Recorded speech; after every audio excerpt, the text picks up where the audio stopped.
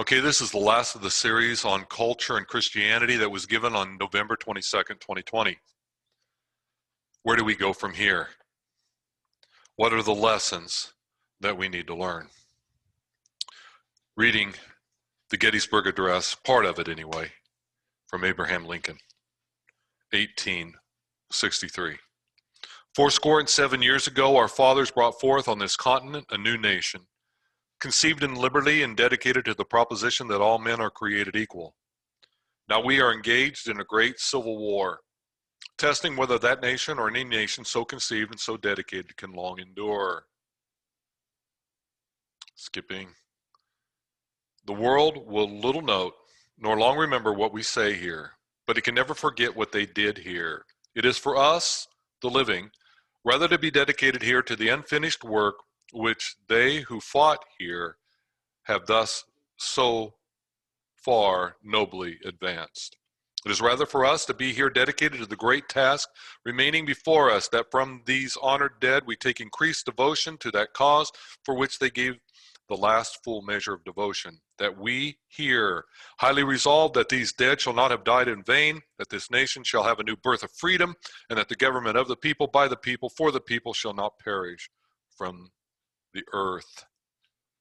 From another famous American, let us not wallow in the valley of despair, I tell you today, my friends, and so even though we face the difficulties of today and tomorrow, I still have a dream. It is a dream deeply rooted in the American dream. I have a dream that one day this nation will rise up and live out the true meaning of its creed. We hold these truths to be self-evident, that all men are created equal. Martin Luther King Jr. Roughly 100 years later, 1963. Now, there's something that we need to note. That unfinished business are just going to continue to be unfinished business, because the true kingdom that we are looking for is the one that God will set up. In Daniel chapter 4, verse 44, Daniel chapter 2, verse 44. In the times of those kings, the God of heaven will set up a kingdom that will never be destroyed, nor will it be left to another people. It will crush all those kingdoms and bring them to an end. But it will itself endure forever. Now, this is in reference to the dream that Nebuchadnezzar had that only Daniel could interpret. And Nebuchadnezzar had a dream that really lined out all the kingdoms of the earth until the kingdom of heaven comes to earth. He, the leader of the Babylonians, would give way to the Medes and the Persians. The Medes and the Persians would give way to the Greeks. The Greeks would give way to the Romans. And after the Roman Empire ended, in the times of those kings, the kingdom of heaven will set up a kingdom that will never be destroyed. The kingdom of God comes to earth. Now, someone might argue, well, the Roman government fell in 476 AD, right? Well, actually, that is highly debated. And there are a number of historians that believe that the Roman government, Greek ideals, Roman ideals, continued on through Western civilization, and they have continued on until this day. And so, with that, we are trying to expect that somehow Rome will usher in the kingdom of God, and it just isn't going to happen. In fact, later on in the book of Daniel, when Daniel begins to give a really specific time frame for the coming of the kingdom of heaven, he talks about the anointed one arriving, but being cut off and having nothing. Well, that happened during Christ's lifetime. And then there's this space, which is just kind of left. I put that in there in blue, but that's where we are now, because there's coming a time when the people of the ruler who will come and will destroy the city and the sanctuary. That would be Jerusalem. And the end will come like a flood. War will continue until the end and desolations have been decreed. Why? Because this human governing isn't going to work. It was the Roman Empire that was responsible for putting Christ to death, and to think that somehow we, the modified Roman Empire, is going to do something better is just kind of foolish. The kingdom of heaven has to be brought by God. And so that's where we are in history.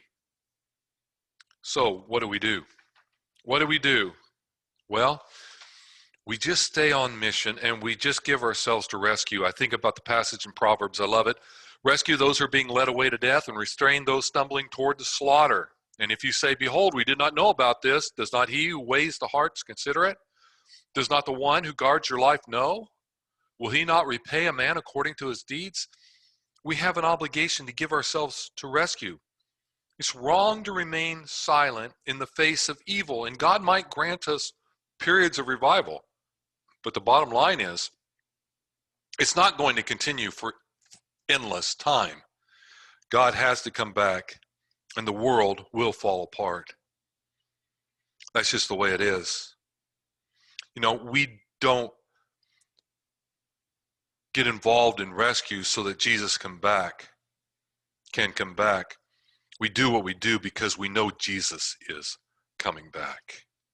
So what can I do to help me realize, or to be not found ashamed, not to be found actually advancing his kingdom? What can we do? Well, here's some of the things that I really do believe that we as Christians need to be a little bit better at. The end time comes because people no longer love the truth. And in Ephesians, we're told not to participate in the unfruitful deeds of darkness, but instead even expose them.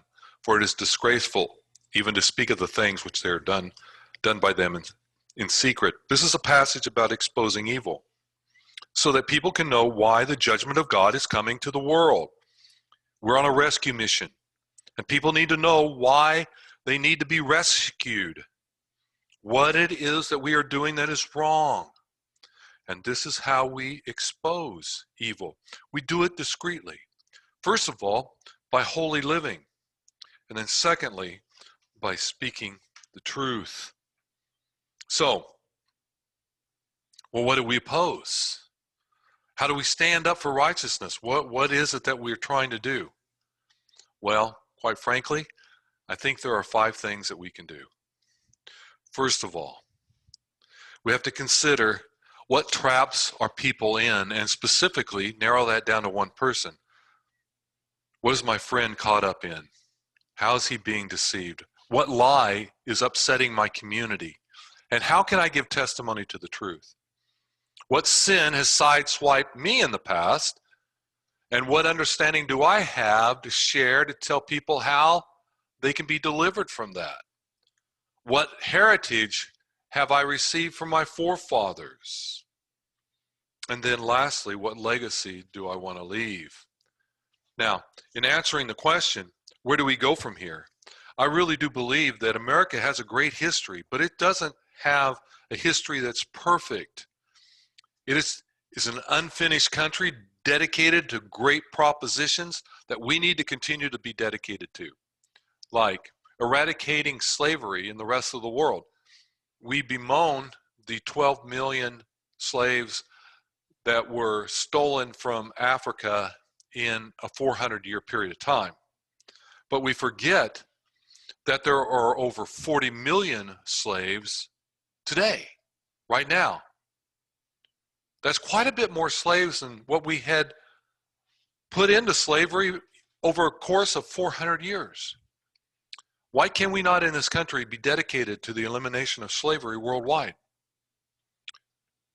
Remember, we've learned certain scriptural principles. You get rid of slavery to sin, you deal with sin problems, you get rid of slavery. Promoting the gospel and spreading Jesus Christ's love is part of the answer of what we can do. Declaring to people, hey, this is the sin that used to sideswipe me, and this is the deliverance God gave me. I can help you do the same thing. We have a country that was dedicated to seeking God and to doing what's right. We can't kid ourselves. We can't bring in the kingdom of God. But we can follow God. And then he can bring himself to others through us. How do I want God to find me when he does come? That's the question. And so I hope and pray this will definitely kind of encourage us that God is coming. He is going to build his kingdom. And because he is coming, we need to be pursuing him and then trusting him to do whatever it is he desires to do through us. But with the reality of knowing this, that until the king comes, this world is always going to be somewhat messed up. We labor in a field that will be frustrating. We just do. But we trust God.